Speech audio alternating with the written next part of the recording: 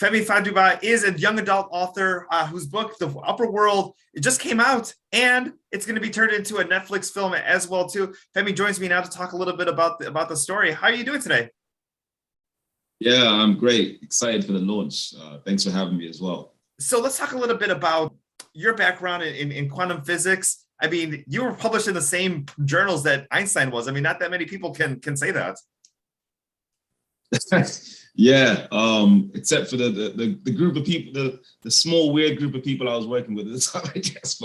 But yeah, no, it was a lot of fun. I was one of those kids who I wasn't very good at school or science when I was younger. And I just was lucky enough to have a teacher who got me curious, and then that kind of fed a hunger and motivation. And it ended up, me getting to Oxford and publishing it, etc. But yeah, no, it's exciting to be able to share that world as well into books that kids can read as well. Now, how did your career kind of shift from this story to to the work that you were doing before, and how did those two worlds combine? Yeah, so when I was in quantum computing specifically, so I was, these quantum computers that we're talking about a lot these days is sort of a little while ago, I was working on the quantum algorithms that will power the sort of future computers once we get there.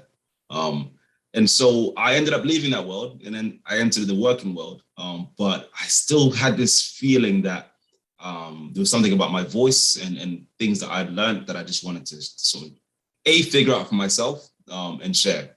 So I had spent a lot of time in that sort of more sciencey, Oxfordy world, but also I grew up in partly in the area of London called Peckham, which I think is probably like the Queens, New York of London. I don't know if that's a helpful metaphor.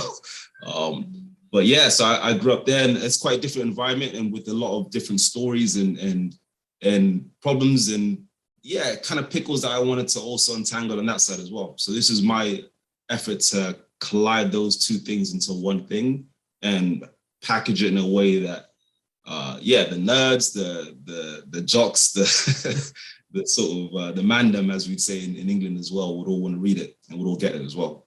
Now, something that you talked about in your own experience and what we see in this book is as far as two worlds being different, but only being a few minutes apart from each other. Tell us a little bit about how that that experience influenced this novel, and a little bit about the premise of The Upper World.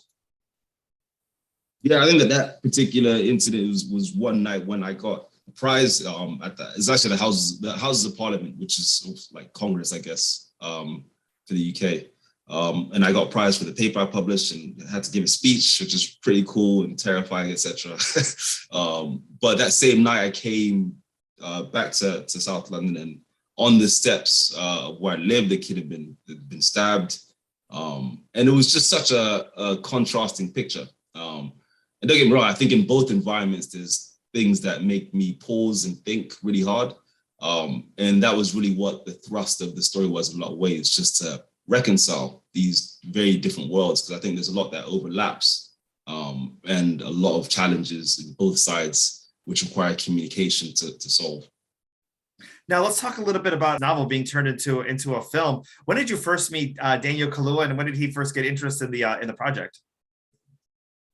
Yeah, it was mad. I mean, this all happened over Corona, right? So this is, I want to say, like July 2020. So the world is upside down and melting, and I'm isolating. And then all of a sudden, we send the book out, and there's a 15-way auction for the book. And then Netflix come along and say they're interested in Daniel as well. I mean, Daniel, I think, got the book from his agent, and he read it pretty quickly, and he's like, yeah, let's do this. And he's going to be acting in the film and producing it. And so I met him around August of last year, I think, on Zoom. I'm executive producer on the film as well, and so I'm involved in like quite a lot of not all the discussions, but like enough discussions about the film, which is a whole new world. And so yeah, it's been awesome getting to know him. He's not just the best actor in the world, but he's an incredibly sharp guy. And he's gone from the sunken place to the upper world. I mean, that's a big difference for one character to have. Yeah, that's right. He's inching upwards. He's going in the right direction, isn't he? Oh, exactly. When is the film supposed to be released? So the film, you said? Yes. Yeah, we're hoping next year, but I think with the timelines, it kind of depends on production, a few other variables. And so, yeah, we'll see. I think there'll be some announcements coming out in the not too distant future. And something else in the not too distant future, you're also getting a couple more books. I think one coming out and another one next year as well too. Yeah. So the Upper World, the book comes out today in the US, and so you can get it anywhere you usually buy books, whether that's sort of Barnes and Noble or your indie or Amazon. The Audible is sick as well. We got some Hollywood actors on the Audible and original drill music and Afrobeats music behind the stories. So yeah, it's exciting time. And then to your other point, I'm writing book 2 as we speak. Well, not as we speak right now, obviously, but ongoing. It's going to be a prequel sequel. So you get to see the events before book 1 and the events after. Kind of brings it all together again. And then final thing here, since you are a young adult author, was there any books when you were kind of this age that inspired you to be an author that you read, when you were a teenager? Yeah, it's interesting. I mean, this one's probably hard to say. I think in some ways it's probably the lack of books which inspired me to some small extent. And that's not to say the books weren't there. I think for whatever reason, when I was 15, 16, I just wasn't being connected to the kind of books that I would have thought that I would have really connected with, both in terms of like the type of characters, but also the type of story. And so for me, the biggest motivation was really writing the kind of book that younger me would have dig.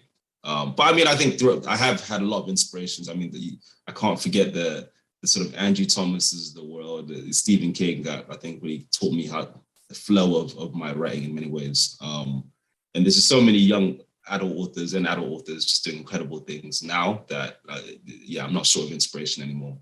Well, that is amazing. Congratulations on this book being released in the US, The Upper World, available now, and look for the film later next year. Femi, thank you so much for your time today. Yeah, pleasure. Cheers for having me. Happy holidays as well. Cheers. Happy holidays.